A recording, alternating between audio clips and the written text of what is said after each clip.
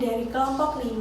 Di sini kami akan memperagakan konseling gizi, yaitu berkaitan dengan permasalahan yang ada pada ibu menyusui. Sebelumnya, perkenalkan, nama saya Wiyanda Lintang Atining Tias dengan NIM 061. Saya Ria Anggita Putri dengan NIM 062. Saya Maulin Himbalia Zulfa dengan NIM akhir 060. Baik, selamat menyaksikan.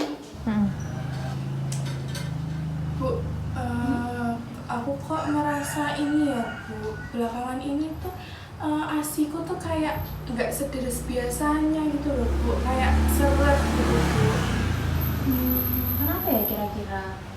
Saya juga nggak tahu Bu, padahal saya udah makan banyak banget Bu, dari yang Ibu masakin tuh saya selalu makan habis ya Bu, tapi nggak tahu kenapa itu seret Bu ASInya. Yaudah gini aja, apa periksa ke rumah sakit aja, nanti ibu anterin ke rumah sakitnya. Gitu ya Bu, kita ketemu ahli gizi kali ya Bu, supaya tahu asupanku tuh sudah benar atau belum. Iya, mau ke ahli gizi, mau ke puskesmas, rumah sakit, terserah, kan kamu yang tahu. Ibu nanti nganterin aja. Oh iya gitu, boleh Bu. Apa sekarang aja Bu? Iya boleh ibu, nggak ada kerja juga. Oke Bu, kalau gitu ayo aku beresin dulu ya Bu. Oh, iya.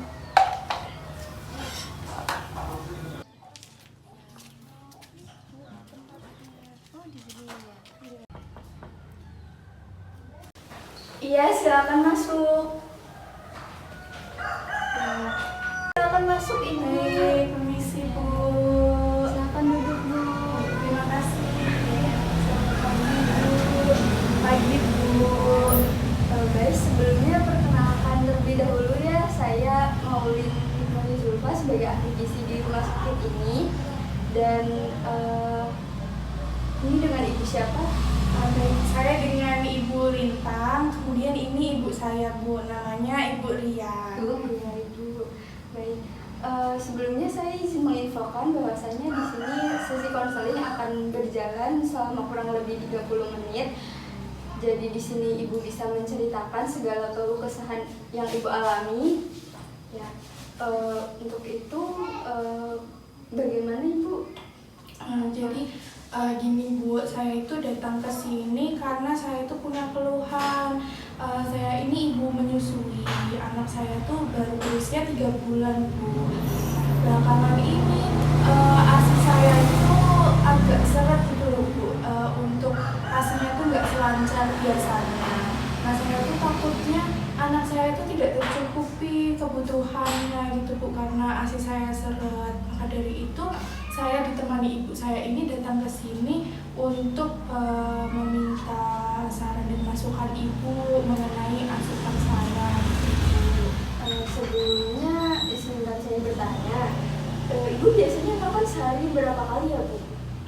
Kalau makan saya sehari 3 kali Bu. Nah kadang kalau saya lapar habis menyusui gitu Bu, saya biasanya ngemil sih Bu. Ya biasanya itu tak masakin terus Mbak, masakan yang enak kesukaannya dia, ya biar dia mau makan gitu. Itu apakah dalam setiap kali makan itu lengkap seperti ada nasi, sayur, lauk pauk, serta buah gitu Bu? Ya kalau setiap kali makan saya selalu ada nasi Bu, nasinya juga ya cukup lah Bu untuk saya. Terus sayur itu pasti Bu, kadang sayur bening, oseng-oseng atau apapun lah Bu yang dimasak sama ibu saya ini. Kalau untuk lauknya saya sih apa aja lah Bu, kadang tahu, tempe, ayam goreng gitu saya makan lah yang ada yang dimasak sama ibu saya. Ya, cuman seadanya sih Mbak, dia aja nggak sempat masak, jadi ya yang saya masak juga yang dia makan gitu. Saya kan nggak masak karena sibuk ngurus anak Bu. Iya, tak masakin, tenang aja. Baik Ibu, sebenarnya makan Ibu itu sudah benar 3-4 kali sehari ya Bu. Hanya saja mungkin dapat lebih diperhatikan kandungan gizinya Bu, supaya ASI Ibu nanti jadi lancar gitu Bu. Ya. Ini ada brosur untuk beberapa makanan yang dapat untuk memperlancar ASI Ibu. Ini ada daun katuk, terus daun bayam, wortel, pare, pepaya, dan kedelai, Bu. Oh gitu Bu.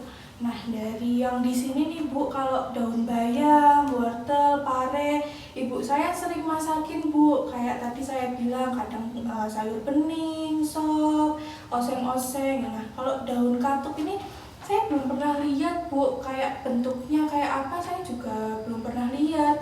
Ini tuh bisa dimakan Bu daun katuk ini. Bisa, Bu, daun katuk ini bisa dimakan dan manfaatnya itu sangat besar, apalagi bagi ibu menyusui untuk memperlancar ASI begitu, Bu. Dan daun katuk ini seperti yang saya ketahui itu banyak kok di pasaran, Bu. Dan daun katuk ini tuh bisa ibu olah menjadi sayur bening begitu. Terus bisa juga ditambah sama sayuran lain kayak wortel, jagung begitu, Bu. Nah, emang daun katuk di pasar dekat kita ada?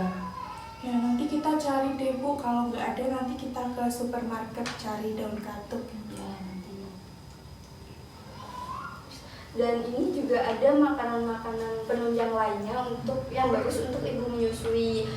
Contohnya itu ada ikan, daging, itu untuk sumber protein, terus ada juga biji-bijian seperti kacang, terus ada lemak sehat yang pada alpukat atau yogurt begitu, Bu. Nah, ini ada ikan dan makanan laut ya Mbak? Ya, Iya. kalau ikan itu bukannya kalau buat ibu menyusui itu anaknya bisa bikin gatal-gatal ya? Oh, itu hanya mitos kok, Bu. Ikan ini mengandung protein yang cukup tinggi, sehingga baik untuk ibu menyusui dan baik juga untuk kecerdasan otak anak ibu nantinya. Tapi dulu pas zaman saya masih menyusui dia itu nggak pernah saya kasih ikan laut juga, masih sehat sampai sekarang. Nggak masalah juga, nggak kurang juga proteinnya. Seperti yang sudah saya jelaskan tadi ya, Bu, bahwasannya ikan ini merupakan sumber protein yang tinggi. Ya, jadi ini tuh dapat membantu untuk memperlancar ASI ibu gitu. Iya gitu Bu, mungkin biar nggak ayam terus gitu loh Bu. Kadang juga masakin ikan kan juga banyak tuh Bu di pasar gitu ya Bu ya. Lebih baik memang protein yang dikonsumsi itu lebih bervariasi gitu, Bu. Jadi gizinya juga dapat lebih tercukupi sehingga ASI anak ibu itu dapat lebih lancar gitu, Bu. Soalnya ibu saya ini masakinnya ayam terus Bu, nggak pernah ganti-ganti.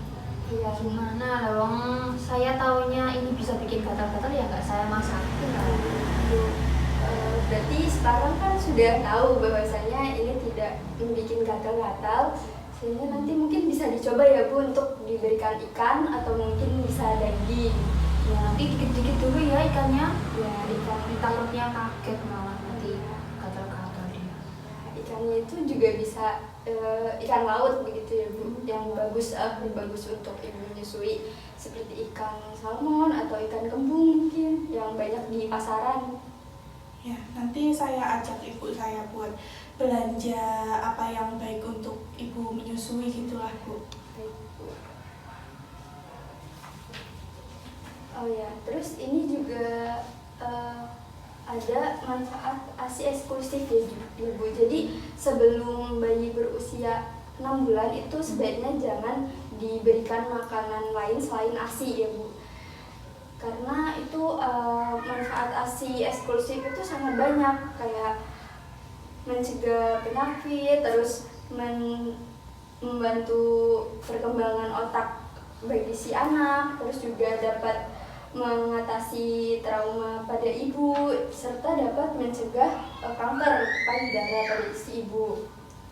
Ibu saya ini kadang suka ngasih anak saya itu pisang dipakein, dikerok dikit-dikit gitu loh Bu, dikasih ke anak saya Bu. Padahal saya udah larang Bu, tapi masih dipaksa sama ibu saya ini. Lah gimana ibu lah? Kan dia usianya udah 3 bulan. Nanti kalau kelamaan nggak dikasih makanan, nanti kan giginya lama Bu tumbuhnya.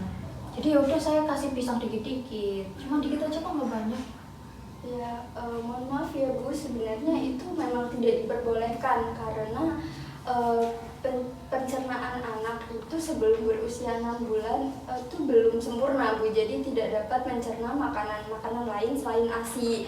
Jadi ditakutkan kalau misalkan kita beri makanan lain selain ASI pada si anak itu dapat menyebabkan diare yang berakhir pada kematian si anak gitu Bu. Nah, tapi dulu saya pas dia kecil saya kasih pisang juga nggak apa-apa, masih hidup, masih sehat sampai sekarang. Ya, tapi alangkah lebih baiknya untuk tidak memberikan dahulu Bu makanan lain selain ASI gitu ya. Ibu ini jangan ngeyel Bu, dikasih tahu sama Ibu Maulin ini yang lebih tahu mengenai asupan yang baik dan tidak. Jadi Ibu, kita manut sajalah sama ahli gizinya Bu. Nah, saya pengalaman dulu masuk kamu, ya udah. Kalau ternyata zaman dulu sama sekarang itu beda ya Bu ya? Iya Bu. Oke Bu, kalau gitu saya nanti akan mencoba menerapkan apa yang Ibu bilang tadi, makan makanan yang lebih bervariasi, terus juga coba tadi ya Bu ada daun katuk gitu ya. Nanti saya coba untuk mengkonsumsinya deh Bu. Kalau kayak gitu saya perlu balik lagi ke sini nggak ya Bu? Mungkin kita lihat dulu ya Bu dalam jangka waktu 1 minggu. Nanti jika ada keluhan lagi, mungkin Ibu bisa kembali ke sini. Ya, jadi nanti kita bisa mencari solusi untuk keluhan-keluhan ini tersebut. Ya, baik Bu, nanti saya kalau misal ASI saya masih seret nanti saya kesini lagi ya Bu. Makasih Bu atas ilmunya, saya jadi lebih tahu dan tersadar untuk memakan yang lebih sehat lagi. Terima kasih ya Bu ya. Maaf tadi ada perbedaan pendapat. Iya, tidak apa-apa Ibu. Kalau gitu saya dan ibu saya pamit dulu ya Bu. Mari Bu. Hati-hati Ibu. Sekian dari kami, apabila ada kesalahan kami mohon maaf. Terima kasih. Wassalamualaikum warahmatullahi wabarakatuh.